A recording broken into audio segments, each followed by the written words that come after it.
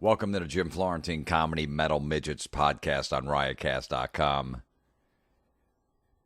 I'll be at the Stress Factory in New Brunswick, New Jersey, September 24th through the 26th. This Friday night, September 19th, Kings Point Renaissance Center in Kings Point, Tennessee. And October 8th through 10th, Funny Stop, Cuyahoga Falls, Ohio. October 16th, 17th, New Hope Cinema in New Hope, Minnesota. All right. If you're going to shop, go on Amazon. If you're going to be on Amazon, shop in there. Click on the button on my website, jimflorentine.com. Click there and shop from my page, and it helps. All right, let's get to the podcast. My son Luke is looking at me right now, smiling. What are you smiling at? Say it. What? The Metal Midget Show. No, this is different. That's Metal Midget Show is on Ozzy's Boneyard on Sirius. This is Comedy Metal Midgets. This is my podcast. Your podcast. Yeah, why are you laughing? Huh? I don't want to talk. You don't want to talk? Yes. Sounds like you're going to be a guy. You don't want to talk. Perfect. Well, you're going to be on a podcast in a couple of weeks. But we'll wait. You're going to finish your ice pop. All right. This podcast this week is the NFL preview. It's Sunday night, actually. Me and my son and my brother, a couple of brothers and nephews and sisters and stuff went down to Washington, D.C. to see the Redskin Dolphin game, the opening day today. Went to the game. Pretty shitty game. Miami pulled it out. Like I say in this podcast, I don't have high hopes for them this season. If they played like they did today, if anyone saw that game, it was pretty fucking boring. But stadium is great. It's the first time I've been to the Redskins Stadium. Fans are insane. I've never seen... It was the loudest stadium I've ever been in.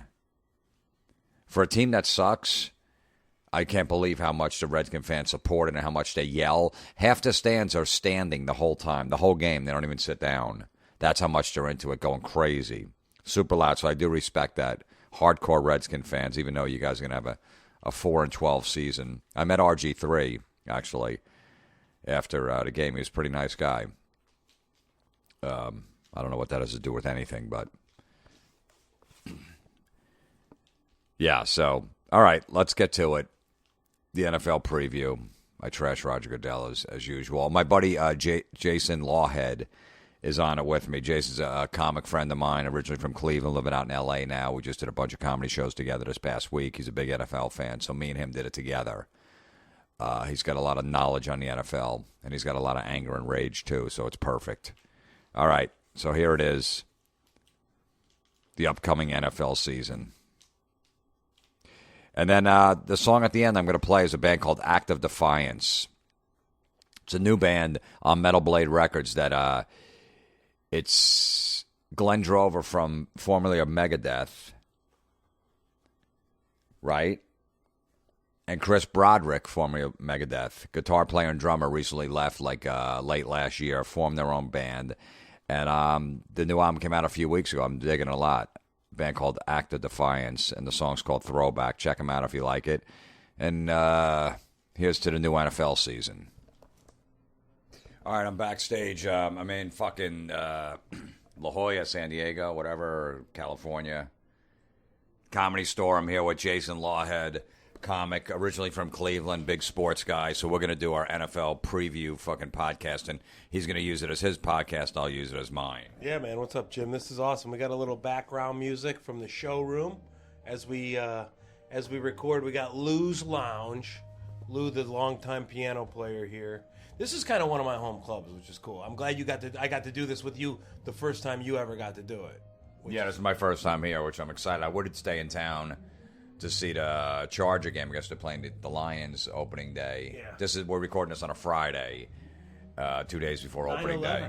Yeah, 9/11. And but anyway, I'm going down to the Dolphin Redskin game on Sunday.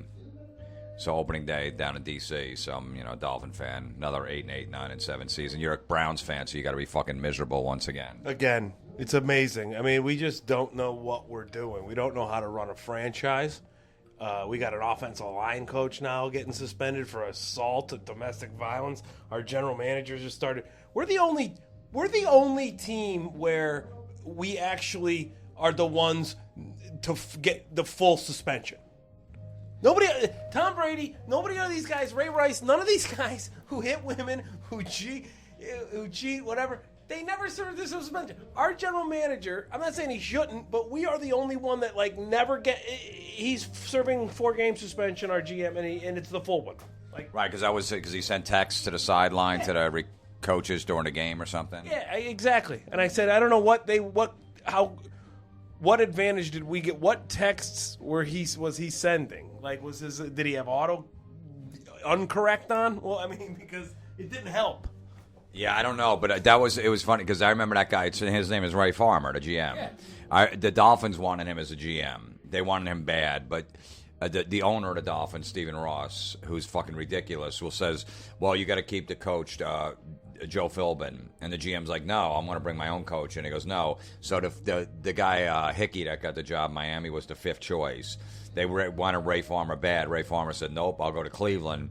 Meanwhile, he's suspended for sending texts, and he drafted Johnny Manziel and that other cornerback that was a bust, right, in the first round. Gilbert's a bust. Yes, that was his first draft. They said the guy was amazing in drafts. He was going to turn around in Miami, and then when he went to Cleveland, they go, you'll see, that guy's a genius. They fucked up by not hiring him, but it doesn't look like he's doing a good job in Cleveland. No, because even though everybody praises oh, you were what a great move getting rid of Trent Richardson to the Colts for a first-round pick. That first-round pick turned out to be Johnny Manziel. I mean, it's not like still to this day, Trent Richardson has been more productive for the Browns than Johnny Manziel. You can say what you want about Richardson, yeah, but his rookie year, he actually broke the Cleveland Browns rookie record for most rushing touchdowns in the history of the franchise, I believe. So he at least did something. Is Manziel going to be a decent quarterback in the NFL at one point? At any point? I just don't think so. No. Not in Cleveland, at least. I think it's a stretch for him to be a good quarterback anywhere, but definitely not in Cleveland. I don't think that we have the makeup of an organization to even get things. You know how hard it is to be an NFL quarterback? You know what I mean? People don't. I think some people, the novice fan, I know you know how hard it is. But I think the novice fan that just watches it on TV and plays fantasy football and thinks that they're really a fan of football, I don't think they really understand how it's. I would say it's probably pound for pound, other than an NHL hockey goalie through the Stanley Cup playoffs, through its whole season to maintain that consistency, and possibly a top-notch closer. I don't know if there's a harder position to play in sports than quarterback. No, it's true. You gotta let shit go. You throw an interception, you gotta forget it 5 seconds later, whatever. You gotta be smart. You gotta know the playbook. You gotta be on your game. You gotta be completely focused. Will Manziel start this year for the Browns at some point? I think he will. They'll give him 6 or 7 games, maybe halfway through the season, see what he has, and then they'll realize he's probably a piece of shit, and then realize he's going to be a backup. Yeah, unless McCown has some miracle season. He's not gonna. He never proved it. The best season he had was in the AFL, which is some fucking offbeat league that was, That's the problem with the NFL. It's, they want parity. They want everyone to be 8-8, no teams to be dominant, but once again, the last 4 or 5 years, it's going to be the same teams in the playoffs. Anyone that has a great quarterback is getting in the playoffs. Anyone with a shitty quarterback is not getting in the playoffs. There might be one team that might sneak in with a shitty quarterback, and they'll be out in the first round, and that's it. It's basically going to come down to the Ravens, Joe Flacco, Peyton Manning on Denver, Tom Brady. Roethlisberger will be in the mix. Roethlisberger probably be in the mix. Andrew Luck on the Colts. Yep. Then you got Aaron Rodgers, Packers, Russell Wilson, Seahawks. Romo, Cowboys will probably make it. Maybe the Giants, Eli Manning, and you got the Saints, Breeze, or Cam Newton in the South. That's it. That's all. That's the only teams. Or Saints in the South. Or maybe Atlanta, but they got Matt Ryan. You're right. Only really good quarterbacks have a chance to even get to the playoffs. The 4 final teams are probably going to be the Packers versus the Seahawks in a championship game, and the Patriots and Ravens. Yeah.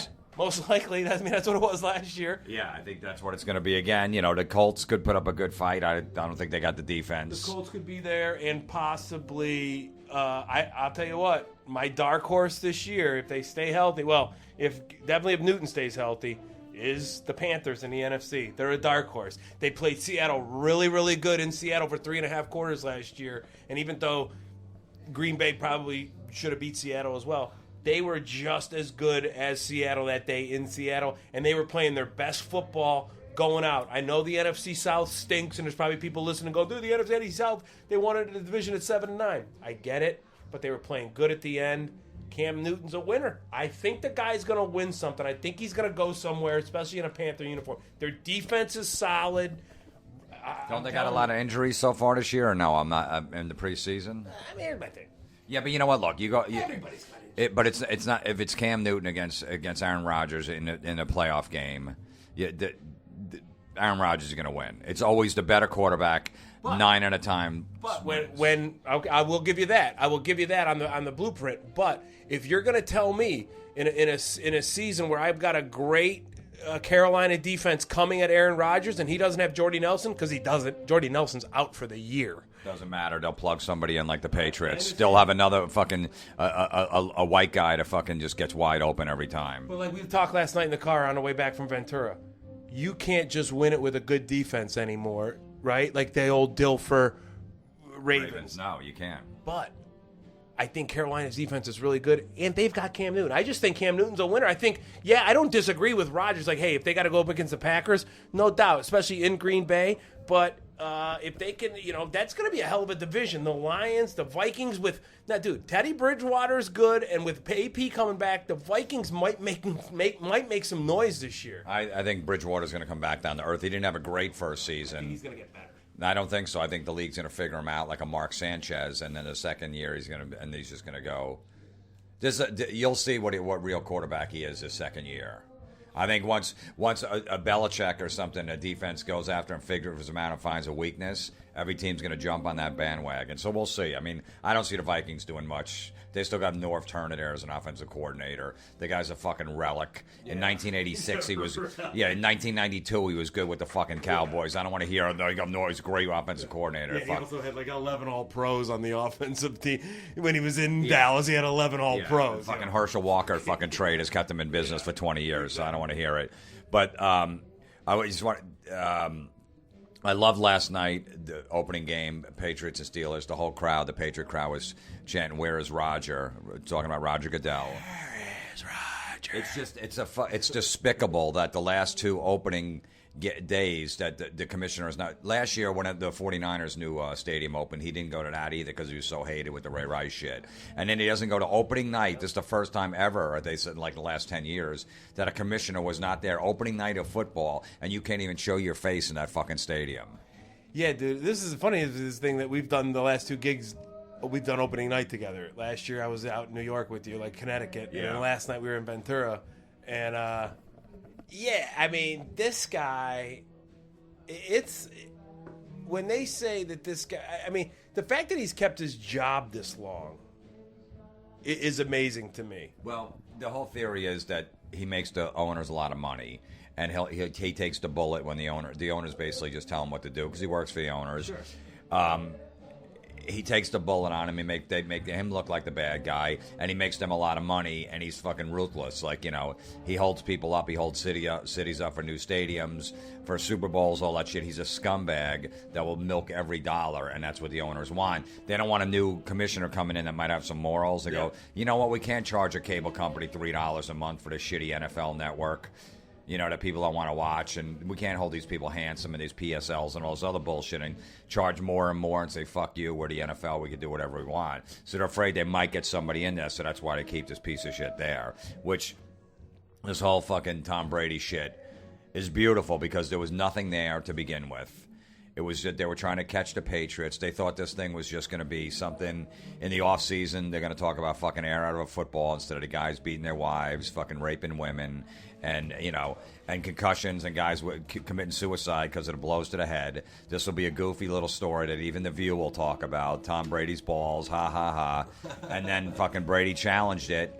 And next thing I know, they fucking got egg all over their face. They lost in court. Brady's back on the field. And the NFL looks like fucking dummies. Yeah, and you know what? Here's my whole point. Like, we were talking in the car last night. You brought up that great thing where they went back to John Madden and Pat Summerall in like 1986, and he was commentating on, like, they were showing a coach on the sideline with the signs doing his, forearms or whatever, and he's like, yeah, they've been doing that for years. Everybody tapes other coaches, blah, blah, blah, blah, blah. That's my best Madden impression. Yeah, he said, Madden basically said during the bar, he goes, that's what the teams do. They tape each other's signals. They videotape the signals and learn them. So that's why they got 2 or 3 guys doing it, because every team does that. He said it right on a broadcast. This was like 1986. So let's just play that to every football fan. Here's what it should be taught, because I'm getting fucking sick. Can I swear on this? I'm getting sick.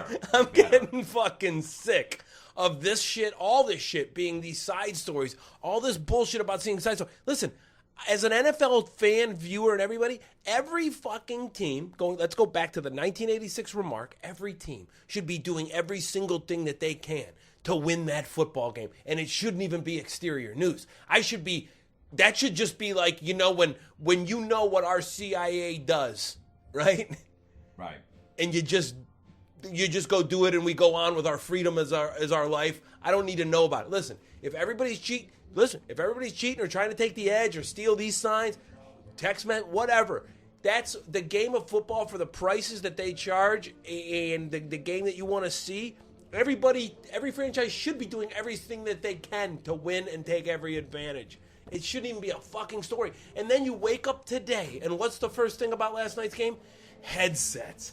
Are you fucking kidding me? Now you're going to put us through a week full of headsets? Well, they said it could take a while to investigate. So now it's a whole other It's thing. going to take a while to investigate.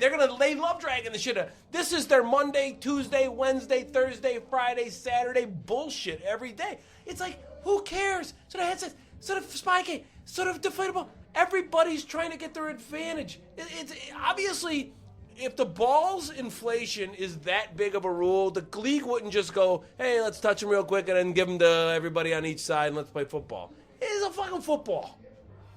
The NFL tried to set up the Patriots. The Colts called them earlier in the week and told them, it was the Colts, told them, hey, they're fucking with the footballs. So the NFL had the chance to call the Patriots and said, hey, make sure the air's right in the footballs. We think they are. Make sure they didn't do it because there's a guy that works in the NFL office who's worked for the Jets, and he hates the Patriots and he's out to get them. So he keeps that quiet. The whole NFL does because they want to catch the Patriots during a championship game with the underinflated balls. So next in Monday morning, they fucking tell Chris Mortensen, who's a big NFL reporter, the NFL leaks it to him, hey, 11 out of the 12 Patriot balls were underdeflated. All bullshit. It was not true. Even in the Wells report, it was not true. There was only 1 ball that was underdeflated. The Colts had 3 balls out of 12. They never reported that. So Chris Mortensen takes their word, reports that. That's the headline. 11 out of 12 balls are underdeflated. The Patriots, the guys in the bathroom with the balls, letting the air out. All this bullshit. All fucking bullshit. They leaked that shit to Chris Mortensen. He reports it, so that's the big headline. And then when Brady says, I'm going to fucking fight this, they didn't think it was going to happen. And basically, that's when Robert Kraft is the Patriots owner, freaks out over this. He goes, fuck you, but he's best buddies with Roger Goodell. And he's going to sue the league. He's going to pull an Al Davis. Now, he realized I better not do that because then I'm a rogue owner. So basically, and I remember they... like in February, they ran into each other at some fucking dinner or something like that. They didn't know we were going to be there. And there was pictures of them talking when all this shit was going on. Doing some trophy hunting together, probably. Yeah, exactly. And then the next day, Robert Kraft comes out and goes, hey, whatever penalty they're going to give the Patriots, we're going to accept. I'm not going to fight the league. I'm not going to sue it. Because basically Roger Goodell goes, hey, wink, wink, I'll take care of you. It might be a little penalty. It's not going to be 4 games, maybe 1, but wink, wink. Let's just shake hands. You don't do this, I don't do this, and I'll work. So they basically had that handshake agreement. So that's why Robert Kraft's going to go tell Brady, look, if you suspended 1 game, let's just take the bullet and move on. Then it comes down to Brady's like, fuck you, I'm going to fight this thing. And then all of a sudden they're in court because they got no evidence. So then when the Wells report, but the problem was the other 31 owners hate the Patriots because they're fucking great every year. So they're in Roger Goodell's ear. Go, you better not fucking reduce that suspension You know what I mean? You work for us. So now he's hearing it from these other owners like, oh, fuck, what am I going to do? I work for these guys. They're telling me I better not, put it to one game because there's going to be all bullshit. So he has to stick to his original 4 games. And that's when Kraft goes, fuck you. And Brady's like, I'll get some lawyers and we're going to fight this thing. And ultimately, there was nothing there. Even the whole thing about he destroyed his cell phone, they told him in the beginning, we don't need your cell phone. Ted Wells, the guy who did the report, goes, we do not need your cell phone. We have enough evidence on you. We don't worry about your cell phone. Okay, fine. 3 months later, he's probably got pictures of fucking his wife on there. Yeah. He's sending dick shots to fucking his wife or whatever. He takes that shit off. He destroys his phone. Yeah, if a guy like Tom Brady is smart, he's destroying a phone every couple of weeks and just getting a new one. Absolutely. You know what I mean? Like with all the phone hackers out there and whatever. The hackers, and then he loses his phone somewhere, all that shit. All that shit. You're better off just every 2 weeks getting a new phone. So like 5 months later, after they realize Brady's going to fight this, they go, hey, we need your cell phone. He goes, I destroyed it. So that's the headline when the Wells report comes out. Tom Brady destroyed his cell phone, making him look like a bad guy. All bullshit. He did do it, but they told me he didn't need it. 3-4 months later, where's your cell phone? He goes, I got rid of it. Oh, well, and then that's the headline because that's all they had. He goes to court and they get fucking squashed in court. It was fucking beautiful. And now Roger Goodell can't even show his face. Can't even show it's bad for the league when they try to pull this shit. You know what I mean? It's just nonsense that makes them look bad. You know, he's lost. This is like Roger Goodell's Hurricane Katrina. This is like his. This Roger is Goodell like doesn't like when Bush went through Hurricane Katrina. Yeah. This is like his. Like I can't even show my fucking face right now. Yeah, it's like Kanye West. Roger Goodell doesn't like good-looking quarterbacks. Yeah, exactly. Yeah. With hot wives and amazing wives. Yeah. Roger Goodell, he's racist against amazingly handsome quarterbacks with great wives, 4 rings, an amazing life. He's in movies. It's fucking unreal. Yeah, so, and then, the whole thing is, and then the NFL is going to appeal it, but they know they're just going to let it go. And Brady's back on the field. It was all just bullshit. There was no story there. Chris Mortensen won't admit where, that he got the source, that got the thing from the NFL. The NFL threw him under the bus. Because he's a well-respected reporter. He throws 11 out of 12 balls out there. He thinks it's true. He doesn't have to check it. And then he looks like a fucking idiot. ESPN's looking like idiots. They're reporting all this bullshit. ESPN don't need any help. Brutal. So, and here we are. New season starts. Commissioner's got to hide once again. Nobody wants to see his face. Let's play some football. Well, the pregame the other night, last night. Yeah. This song. They went and played a song in San Francisco from a girl I've never even heard of. They want to pump you up with like Sarah McLachlan music. Did you hear that song? No, but they went to San Francisco and had a girl sing a song to pump up, because that's where the Super Bowl is going to be this year. Yeah, Super Bowl 50. Who gives a fuck? What? Is that going to make more people watch it because of Super Bowl 50? Nobody gives a shit. Yeah, it's like, and then they come back to Pittsburgh and they got some rap dude doing something before that one, and then it's like this one singing a national anthem. It's like you go through 5 songs before you can even. It's like, just play football, man. I know. The NFL's like a drama queen chick. They like the attention, so they want to be. The NFL should do this. Just fucking go away like a band or whatever, or an actor. Go away for like 6 months in the off season. You know what I mean? Just lay low, and then people be excited when you come back in July for fucking training camp instead of dragging this shit through. They don't need to be in the news every day. I tweeted like a week or so ago through this whole Brady thing. I go, the NFL has turned into what the USFL tried to be. Really, just like guns a-blazing. The USFL came in with this, Donald Trump owned the USFL. But then also that other league, the wrestling league. What was the XFL? Yeah, XFL. That was another one. Yeah, it's like a combination. It has turned into what those two should have tried to be all in one, or or at least like stumbled into it. It's like, dude, that's what, Vince McMahon and Donald Trump were the owners of those leagues, and that's what the NFL has turned into. They've turned into basically, but Trump is his own, Roger Goodell to me is like the sports version of Vladimir Putin. He literally he's decaying a league through the inside with all this just like over gluttonous, it's unbelievable. No, he is. He's just. It's unbelievable. But now the football. Well, who knows? $44 million this guy made last year. Yeah. Who knows what's gonna what's the next scandal's gonna be in another week? I haven't. No, let's get to. I want to talk to. I haven't seen the commercials yet. I heard there's an Eli Manning one where he's brutal. He's playing like a comedian bombing or something like that. And I saw a Peyton Manning one, but I didn't see the volume. He's doing some new. I think it's a DirecTV commercial. DirecTV commercial where he has a high voice. It's really funny. Oh no, it's not. No, it's not. The high No, voice is, it's not funny. I don't give a fuck what's coming out of it. It's not funny. There's never been a Peyton Manning commercial that's funny. It fucking. I haven't seen it and it stinks. No, it's not funny. It's not. I don't. Peyton Manning shouldn't be doing. He's not a comedian doing characters. Yeah. I don't go out there and try to throw footballs. You're not saying Florentine's fucking should be starting on the fucking on the Texans. Throwing darts. Yeah. All right, stop. You're fucking throw a football well, barely these days. No, I'm gonna hate it. You can't. Come on, you're a well-respected, funny comic. You can't think it's funny. No, it's not. I haven't seen it. It's not his. It's just a high. You see his body because Peyton Manning talks like this. He kind of talks like Dr. Phil in real life. Right. And then so they go, don't be high voice Peyton Manning. You know what I mean? Like, here's what I'll just say: the DirecTV ad campaign, whoever they've used to be like, don't be like this guy, but don't be like with the Rob Lowe, you mean? Rob Lowe was funny. Like that's a funny. Like to keep doing that. Like, I guess I'll say this: I'm impressed that they came up with the idea to do like what you can do with Peyton Manning. I would have never thought like you could do something with him with that idea of how they do this guy has DirecTV, this guy has cable. Don't be my version of this guy. Like the high school Rob Lowe, like it peaked. Right. Yeah. But what is it? What is the Peyton Manning high voice thing? What is it? He just sounds like a fucking idiot. So it's almost great to see him sound like an idiot with this high voice.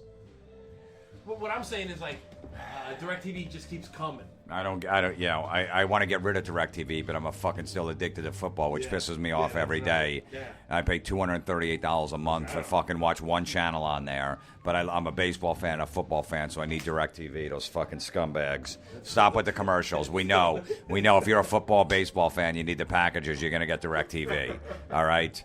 Anyone under fucking 24 is gonna. You're mad at me because I like the. I am. I am. Then I can see it on your face. I love it. You're like, you fucking asshole. Like you want to just stop you want to stop this right now and straighten me out. That's how pissed you are that I like the Peyton Manning commercial. It's funny. I'd be less mad if you went up and did like 4 of my jokes before I went on stage. I'm like, whatever. It just maybe it was just. He agrees with me on the Manning commercial.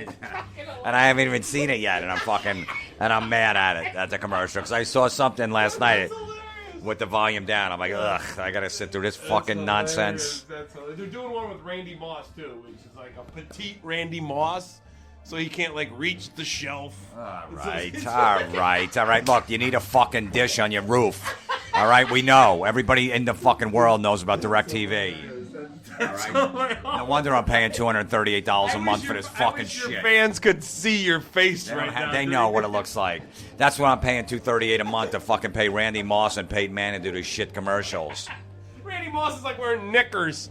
Like little like kids' knickers. Good. I can't wait for Randy Moss to fucking punch a woman in a bar or rape her, and then they're gonna have to take those commercials off the air. They're gonna fucking do something. You know that's coming. Yep. Randy Moss is going to assault somebody or get in trouble. She was hoping to meet the petite Randy Moss, but instead she got the real Randy. Right. Boy, she got DirecTV right around her eye, Jim. They do the newscast. Yeah. Good. Wow. That's hilarious. So, all right, let's go to. All right, so I'm a Dolphin fan. They're going 8-8, 9-7. I don't want to hear any shit. People are predicting them. Every year they take like 2 teams. The last 3 years, the Bills are going to be good this year, and they're fucking 6-10, 7-9 every year. That's what they're going to be. They got a shit coach, Rex Ryan. He's a terrible coach. Doesn't care about the offense.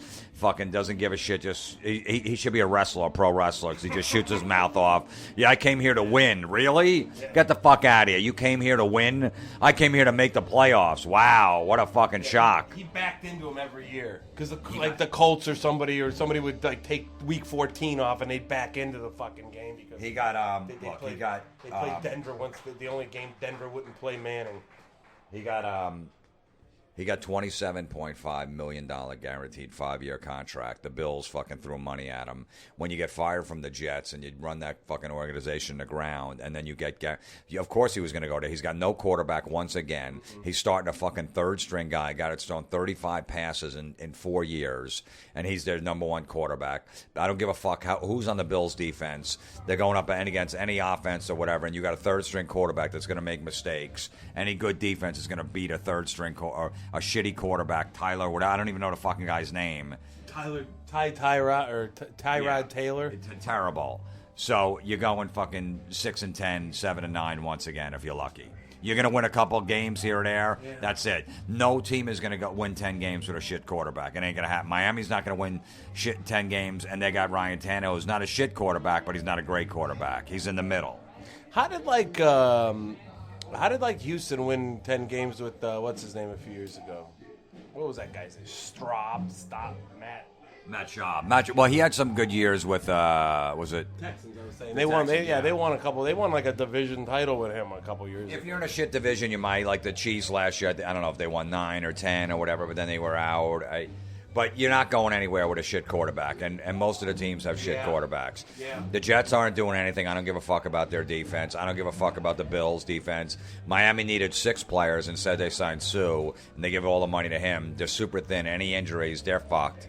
Yeah, the only strengths on the Dolphins are the defensive line and the receivers. They're stacked there. Other than that, anyone goes down, the team is fucked. So they're going 8-8, maybe 9-7 if they're lucky. You're just like me with your when people tell me, "Oh, the Browns are getting guys." I'm like, "Shut up." I tell them every day. Last year, people were all excited. "Oh, the Browns, man!" I'm like, "Shut up. You're stupid." No, they're not. Yeah, I mean. Miami's got an easy schedule in the beginning, but they got a terrible coach, doesn't make adjustments, and they just fall apart. They have the owner gave a home division game to the fucking London this year. Speaking of Roger Goodell, a piece of shit. So the Miami Jet game is in England. It was supposed to be in Miami. A huge advantage for Miami in September, a 1:00 game. Fucking 110 degrees. The Jets are suck and win by the third quarter. It's a huge advantage for Miami, and he gives the game to London because Roger Goodell told all the owners, if you don't start giving up a home division game, a division rival game, you don't even ask us for a Super Bowl in your city. He's a piece of shit, isn't he? That's why Stephen Ross, the owner of the Dolphins, gave him the Dolphin Jet game. This is the first time it's been a division rival game over in England because it's usually like the Jaguars and the fucking Tampa. Yeah. Nobody gives a fuck about that game. Yeah, see, the Browns will never play in England because we're not a site. We don't have a dome. We're not a fucking Super Bowl site. They might just take it for like a shit game. Well, we might go there for like a road game. Right, we might go whatever. But we're not gonna get put. The nice thing is that's the nice thing about being in Cleveland with no fucking dome. So you're not gonna get pushed around to have a home game in Wembley Stadium. Yeah. So New England's gonna win the division once again. I've said it since day one that. So you got until Brady and Belichick are gone, New England wins that division every year. Yeah. Unless Brady goes down with an injury, then somebody obviously will probably take the division. But so New England wins the division once again, the AFC East. You got New England in the East, right? You got who do you got in the North, which is the toughest division in the AFC year in year out? 3 teams made the playoffs last year. Steelers won the division. Ravens and the Bengals made wild cards. What do you got? I don't know, man. It's a toss-up, but the Ravens are always in there, and they'll get to the playoffs, and they'll move.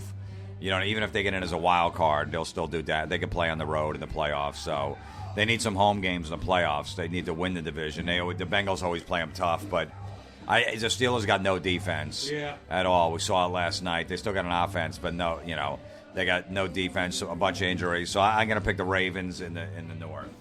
Yeah, I'll take the Ravens in the North. I wouldn't count the Steelers out, though.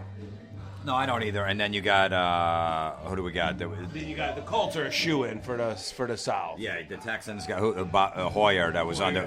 If the Browns get rid of if the Browns don't sign him when they got no quarterback, he's terrible. The Browns are terrible. They should have kept that kid. Yeah, it was a horrible move. I'm not saying he's a game changer in the end of the day, but here's the fun. People don't realize the Browns were 6-4 at Week 10 last year with Hoyer in charge, and then Josh Gordon out 10 games. And the thing about Hoyer was he was getting the ball to all kinds of different guys. The running game was staying stable. He was hitting Miles Austin. He was hitting all these other different guys, receivers.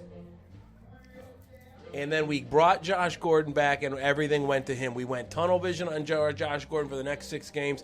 And here's a guy who was out of shape. He wasn't running routes right. He even took the blame for a couple of Hoyer's interceptions because he knew he didn't run the routes right and he didn't know where the ball was going. And then we just, we just cash in our chips and go to Manziel in Week 14, and he starts the last 2 games, and we go from 6-4 in first place in the Central at Week 10 to finishing 7-9 and being the only team in that whole division that doesn't even make the fucking playoffs. Yeah, we stink, and we didn't get any better because the guy that we shipped out and brought in to end the season, who imploded it, is got tendonitis in his elbow and is the backup quarterback. It's a goddamn joke. Yeah. So now the West, the Chiefs, Broncos, I think it's a toss-up there. I think the Broncos will take a step back. John Elway didn't want Manning on the team. He tried to trade him to the Texans in the offseason. It didn't work out. I think San Diego takes that division. Nah, maybe. I think Phillip Rivers, man, he's been having – you look at his last 3 seasons, you say a great quarterback. He's the one great quarterback in this league that hasn't, had that chance at the big game. And I think this year, man, I'm telling you. San Diego always, they either start slow and they finish strong, or start fast and then peter out. They're in that second year of this new coach, and I think coach-quarterback relationship is huge in the NFL. No, that's why I'm thinking Denver's going to take a step back. Now they got a new coach, and Peyton Manning's going to do a new offense. Exactly. And he's going to be crying like a baby if he can't have his way. He's a fucking spoiled brat. And they said they're going to run the ball this year to take the pressure off of Manning because they know he can't throw because of his arm. Elway didn't want him on the team, tried to trade him to the Texans, gave him a fucking pay cut of like $4 million. Maybe that's why he's doing those fucking goofy DirecTV commercials, trying to make up that money. He's got that high voice because he saw his contract. I saw there's another Papa John's commercial with him, too. I saw that with the volume off. Those are awful. All right, all right. You're winning some of my respect back. And I'm so mad at Joe Montana for doing that one. He goes, "I have a slice of this too." I see. I'm as mad as Joe Montana as you were at me for liking the fucking baby. Yeah, but you know what, Montana? Look, he might need the money. But he didn't make a ton of money back when he was playing like these guys are now. Manning's making fucking $20 million a year. He doesn't need to do it. The NFL blackballed him after his career. Like, he doesn't make much money. You don't ever see him analyzing anything, Well, they tried him, but he wasn't good on camera. They tried like the first year. They didn't like, but he was always in a bad.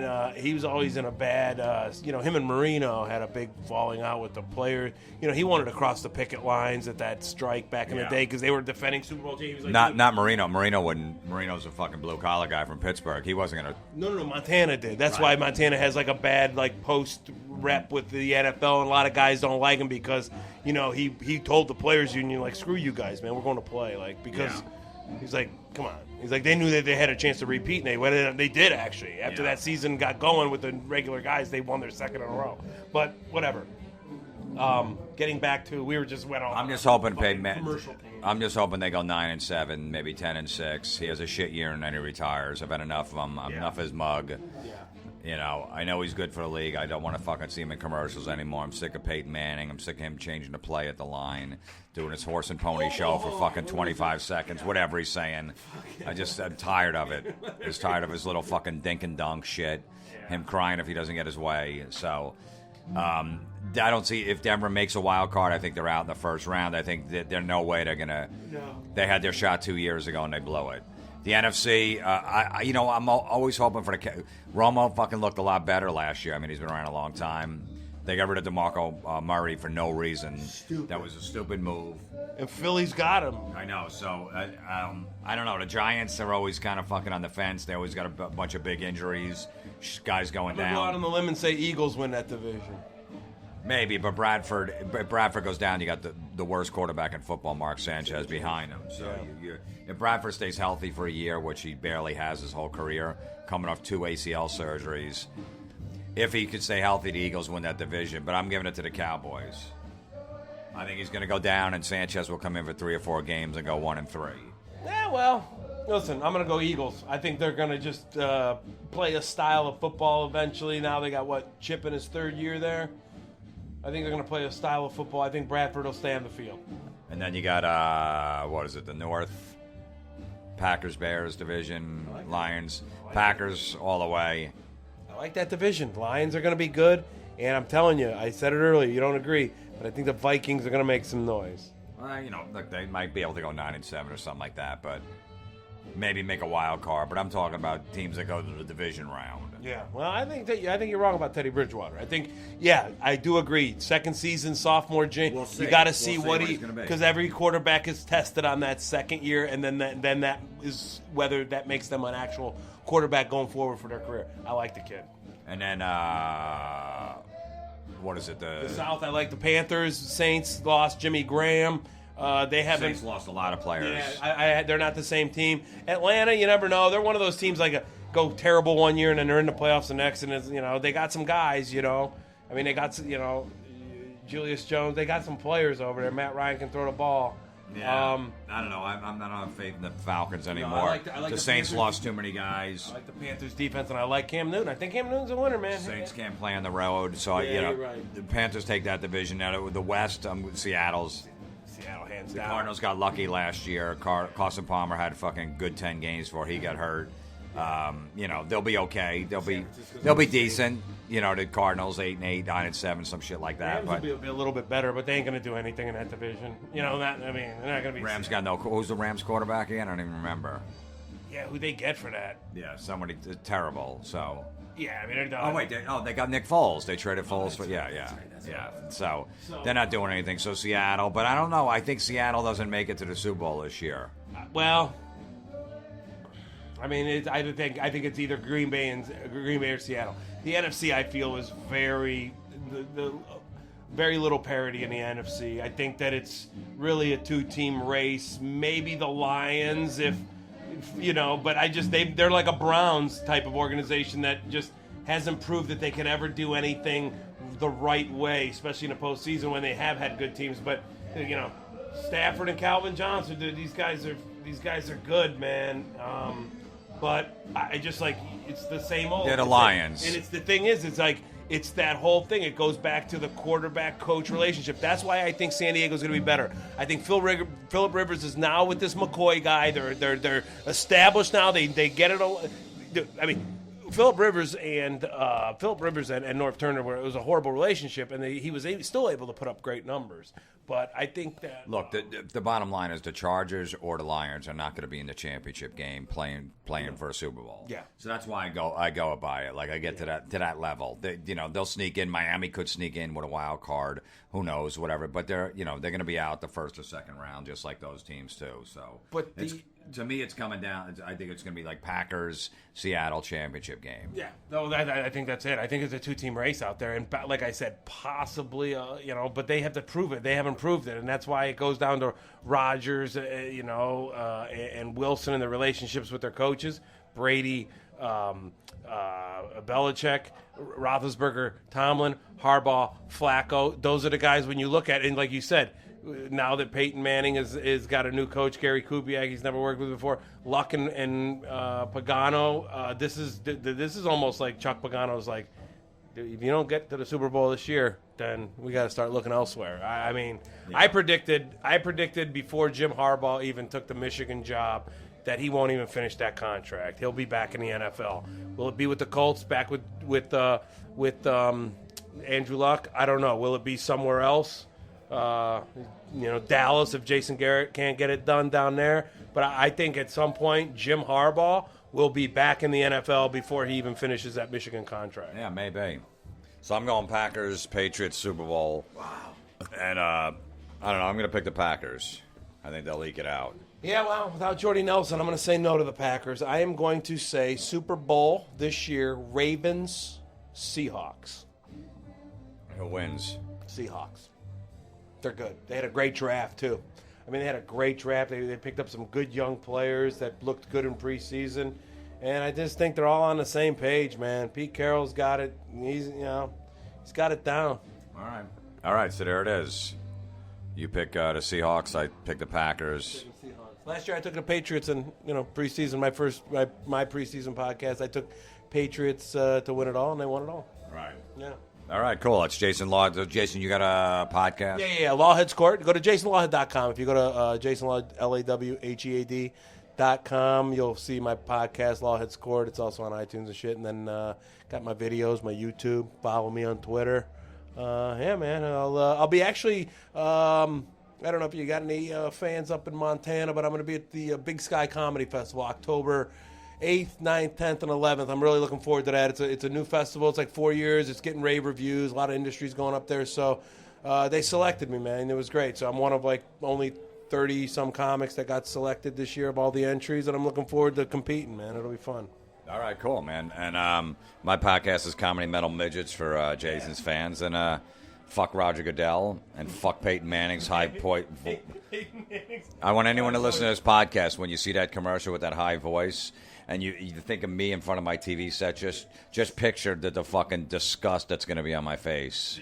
I've never seen I've never seen you give me a look like that before. Like, I've known you a few years, and I'm like, dude, that dude it was funny because as I was saying it, like, you backed up in your seat, you like reluctantly held the microphone towards me. You're like, you fucking asshole. You look like yeah.